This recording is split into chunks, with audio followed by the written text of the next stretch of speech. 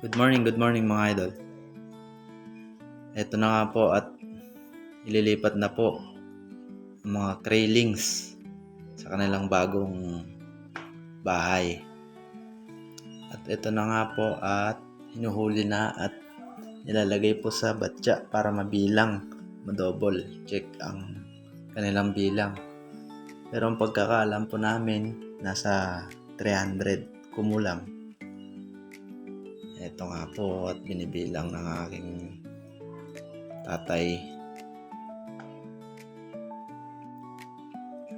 Sila nga po ay mag-iisang buwan na at kailangan ng mailipat sa kanilang bagong bahay.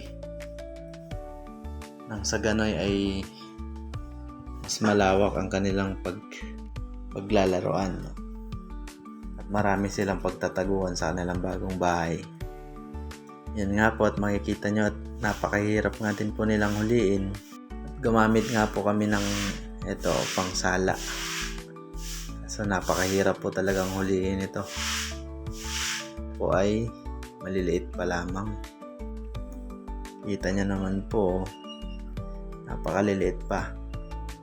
Mga nasa 1 month old pa lang itong mga ito. Mamaya nga po at ipapakita ko sa inyo ang kanilang paglilipatang bagong bahay. Ito nga po, doon sa kabila po. Ito po kahapon po ay nilinisan ng aking tatay para sa kanilang bagong paglilipatan. Ayan po.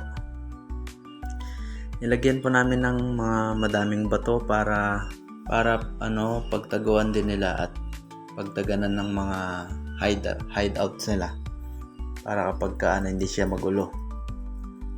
Ito po, dalawang filter po ang nakalagay. Ito nga po at ililipat na. Bago pa po pala ilipat. Yan po. Bago po namin ilipat, pinapamiliarize pa po namin siya bago namin siya ilagay talaga. Ito nga po, ito nyo. Nilalagyan po ng aking tatay ng tubig para mapamiliarize sila sa bagong paglilipatan nila. Yan, binabawasan na pong tubig. Ito po, meron pa pong natirang mga nasa mulang 150 Kraylings. Mamaya po at babawasan pa po namin ng tubig para makita po namin sila. Yan nga po at isa-isa na namin silang huliin. Kinakamay na lang po namin ito at napakahirap po talagang may time po na namamatay yung iba, kakasala namin. Huliin lang po namin sila.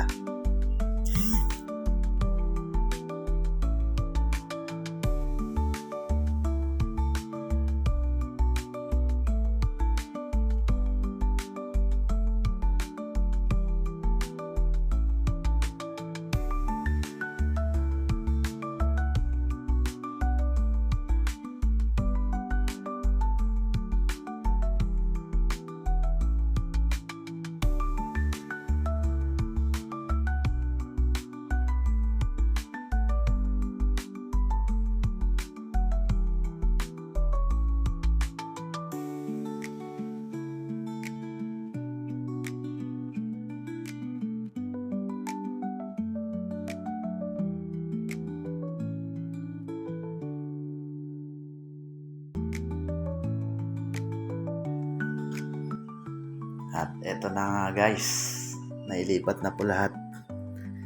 Umabot po ng kumulang 300 Kraylings ang nailipat po namin dito sa bagong kulungan nila. Mga po at makikita nyo at ayan po. Ayan. Mas malawak na ang kanilang bahay.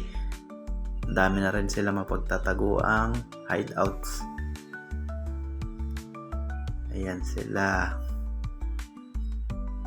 Na guys, sa mga gustong mag-alaga ng crayfish, maaari po kayong kumontak. Nasa description po ang contact information namin. At dito po yan matatagpuan sa Kabyangan, Talugtog, Nueva Ecija. Yan lamang po. Salamat.